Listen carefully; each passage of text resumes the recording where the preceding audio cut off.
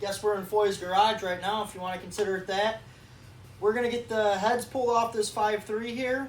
This is the one we just pulled out of the 75 Lemans. See how bad the cylinders look, see if maybe we can save this thing.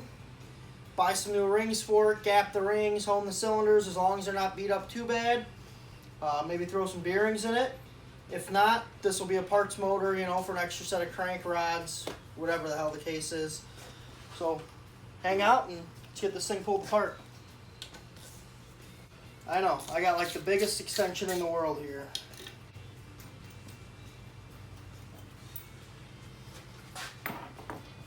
Well, I tell you what, looking down in there looks really nice. There ain't a whole lot of sludge or nothing.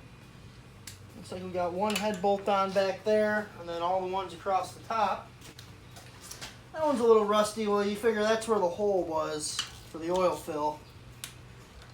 And it sat in that car open for quite a while.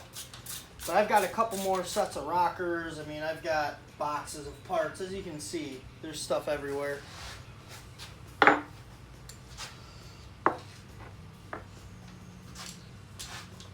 I've got a whole tote full of LS parts. Oh, looks like LID, guys. There's only 3 head bolts along the top. So yeah, I don't know who was in this thing, what they were doing, but someone was in it and they were doing something. But the heads really do look like they're in good shape, so that is a good sign. At least on the top side here, they're not beat to hell. You know, yeah, I let them sit out. Probably shouldn't have done that. Woo! It's trying to jump off of here. How about that? Good thing I got this belly to use it for something besides holding food.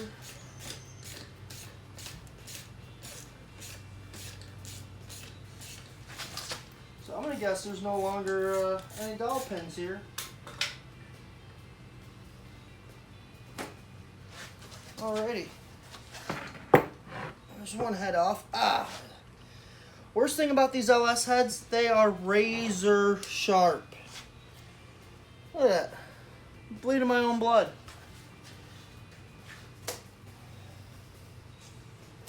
Yeah, definitely had a multi-layer gasket on it. I don't know why. I don't know if the 5.3s had that. This one clearly did. Before I wipe away any of the gunk, let me show you how nasty it looks in here. Yeah, look at that. Bleeding my own blood. Alright. Look at all the crap that has collected, partly because this head was never fully bolted down. Look at all this rust. What are we, packed with mud? I mean, where did this engine come out? The bottom of the sea? So, I don't know. As of now, I'm leaning more towards this is junk. You know, yeah, well, it's 5.3s. I think the 5.3s had the dips. 4.8s were flat tops. But yeah, unless I'm trying to put a whole bunch of money into this block, I don't know. Not sure it's going to be worth a whole lot. Let's pull the other head off and see what the damage is over there. I got to pull that valve cover off first. Guess that would help. I guess worst comes to worst, this engine could become a table. I mean, I guess the good thing is that the heads look fine. Sure, if I wanted to do anything with them, it's going to need a valve job and stuff just because of how nasty they're looking. You know, another thing I just noticed. You know what didn't fall out when I pulled that head off? And what is not on this side? There's no push rods in this engine. So, yeah, definitely, I guess good thing I was just using it as mock-up. Because, not real happy about that. Whatever, it is what it is. not the end of the world. These 5.3s are pretty damn cheap, and kind of wanted to buy a fresh one that I knew ran for the car anyways, just to, you know, give me a little bit of a peace of mind, even if I have to pull it apart and do the rings and everything, which I would want to do. And I know you're never supposed to look at the cam bearings, but, you know, if it needed cam bearings and stuff like that, it's not the end of the world, but this thing needs a lot more than that. You see that head? That one don't look too terrible. Got a dead spider in there. That's kind of cool.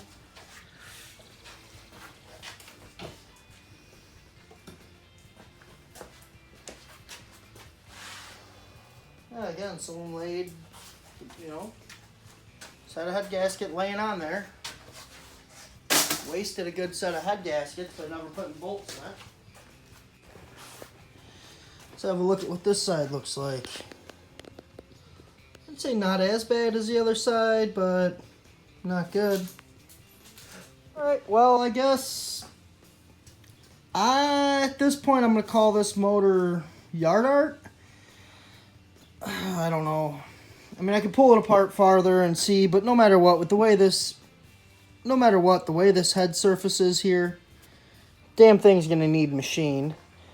The price it's going to cost me to take this thing apart, send it out, get it machined, bet you I could buy another motor for that price. Pretty damn near. The guy local sells them, I don't know, between $350 to $800, $1,000. Depends on the mileage and the motor. You know, and he pulls them out of known running trucks, and this is, I don't think we're going to use this one. So at least we got that pulled apart. Thanks for hanging out with me, guys. It's sweaty. I just got off of work, and I had to get that done for my peace of mind to know if it was worth doing anything with or not. So, hey, like, comment, share, subscribe. We're up to 70 followers now. That's friggin' awesome. So keep it up, guys. Let's get to 1,000. Like I said, when we get to 1,000, I'll buy a computer and content's going to get even better. I know, that's my... I don't know if it's right, if it's wrong, but right now, if you don't know, I do everything off my iPhone 10. I film, I edit, everything is off my iPhone. I don't own another camera. I'm like, hey, if I can do it and I can get to 1,000 followers on an iPhone, once I actually buy, you know, the Mac that I want and buy a good camera, hell, I might just stay working with the iPhone. I love the way it films. You know, I wish I could upload in a higher quality, which I can. I film these in 4K, 60 frames a second. But the problem is, I don't have enough storage on my phone to save every video. I've got so many videos in my phone. Every video I make, I've had to delete stuff. So there's videos I've made that I'll never get back again, that I've had to delete to make more content. So, hey, it's a struggle. I'm wanting to do this. I'm wanting to do the YouTube thing. I'm wanting to make content for everybody out there. And if you guys enjoy watching me, give it a like. Show me you enjoy it. Tell me you enjoy it. Tell me you don't enjoy it, like I keep telling you. Negative criticism.